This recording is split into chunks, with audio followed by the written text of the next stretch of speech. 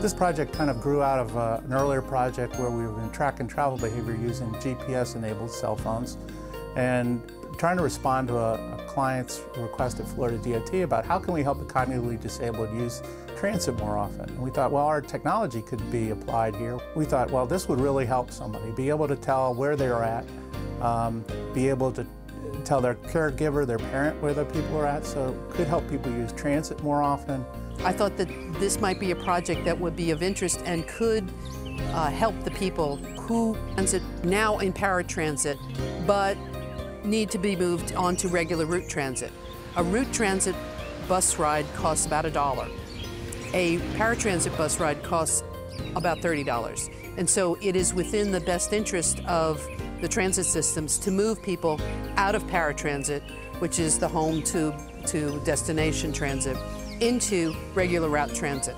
The device is simple, off-the-shelf, cell phone equipped with a GPS unit that is able to track the person's location, and then it signals them based on where they're at in real time when to pull the cord, for example, when to get off the bus, which bus to get on, and we'll give them other clue either in the form of vibrating or a voice that they're familiar with about what actions to take.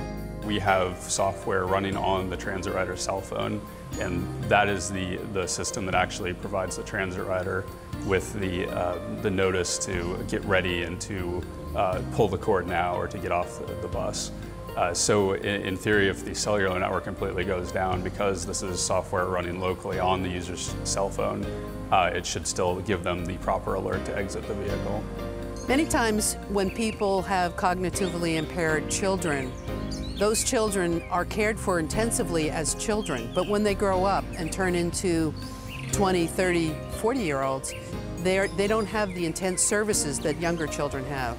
So for a parent to help a child get into a work situation and then be able to take care of themselves as they age, this allows them to have that freedom of movement and to be able to care for themselves. Very often it's going to take more than one bus to get to your destination. You're going to have to transfer from one bus to another. Now that's the convenience of the TAD, is in the programming of this trip I can put as many segments as needed. So as soon as you get off that first bus, it's looking for this next bus stop. As soon as you arrive here, then all of a sudden it says, I'm ready for the next trip. If you noticed, it already has a distance till our next stop. I didn't have to shut it down. I didn't have to start it up and pick another trip. It also goes in stages like that. The people that have had the opportunity to test this, the first thing they want to know is, where can I get one?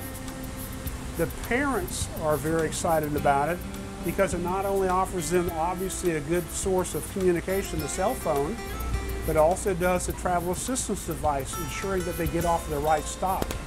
On top of that, if by some reason they miss their stop, the phone will alert the caregiver and me that they're off route. So we can call them and says, we see that you're not where you're supposed to be.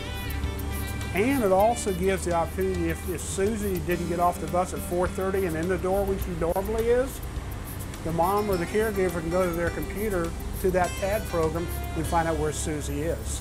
What are you supposed to do? Hold the cord. Hold the cord. Hold the cord. And then when it says pull it, then when it says pull, then do it.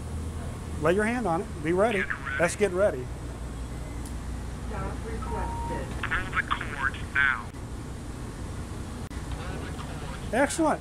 When they've accomplished the travel training course and they're proficient at their design trip, that has encouraged their heart so much that they can accomplish a hard task and be successful, that other tasks that they're given in their education, they take on more easily.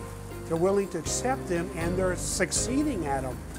It allows either the travel trainer or the parent themselves to even set up and plan their routes, taking advantage of Google Transit and other existing services that are offered by the transit company. So they can plan the route and program it themselves. The software is easily downloaded from the web onto their own cell phone. We've tried to design the travel assistance device project to make it as easy as possible for new transit agencies to adopt.